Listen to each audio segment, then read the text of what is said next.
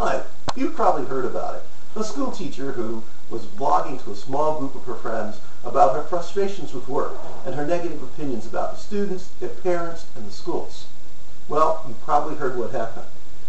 One of the students somehow got a copy of this blog and put it on his Facebook, and soon everyone, parents, teachers, superintendent, everyone knew what this teacher had said, and she was suspended and is awaiting some kind of judgment as to what her teaching future will be. She's unable to find, I understand, a job at another school because no one of the other principals want to, buy into this kind of controversy. Now, people are dividing themselves up into camps. And one camp is a First Amendment camp and says that she has a right to speak and express her mind, and that there were no rules against blogging, and that she took all kinds of precautions by not mentioning any students by name, not mentioning any parents by name, not mentioning the school by name, doing a bunch of other things. And she says the fact that a student got this blog and published it is an example that someone was out to get her. Another group like her opinions. They think students are lazy. They think parents are indifferent. They have a lot of negative views about the public schools, and they felt that she was kind of championing those views by expressing them. But there is something to the parents and the school board's position.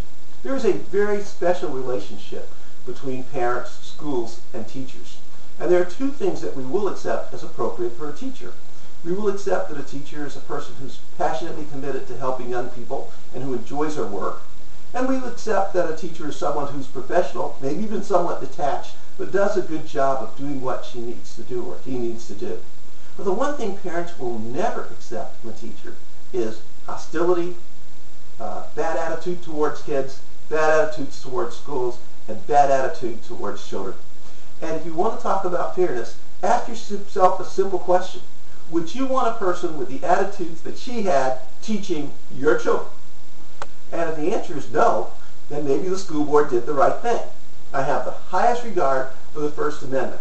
But you know what? If you were a parent, would you want a person teaching your kid who has essentially poisonous attitudes or poisonous views about the circumstance they're in? Now, I realized that the teacher says she was just venting her feelings about rough times at work. And that may be true. But she's a victim of something else that's happening. It's the total inability of people, whether they're students or teachers, young or old, to comprehend the dangers of the internet. She thought a blog was a personal expression between herself and her friends. But a blog is really more like a magazine that invites all to come and see. And there's also a danger even in personally communicating with your friends on the internet. Why? Because unlike a letter, someone can take your views or whatever else you've given to them and simply copy them. Even massive documents. So you own at Vanderbilt, an entire book was passed around. Once you put it on the internet, you should be committed to the idea that you have no control over it. And unless you're willing to make those statements publicly and account for them. Now, here was a person who did not put her name on these things, thought she'd given them to a limited group of people, thought she'd not identified any parent or any student, but has been totally blown out of the water and may have her career in danger because she didn't understand the difference between real privacy and internet privacy.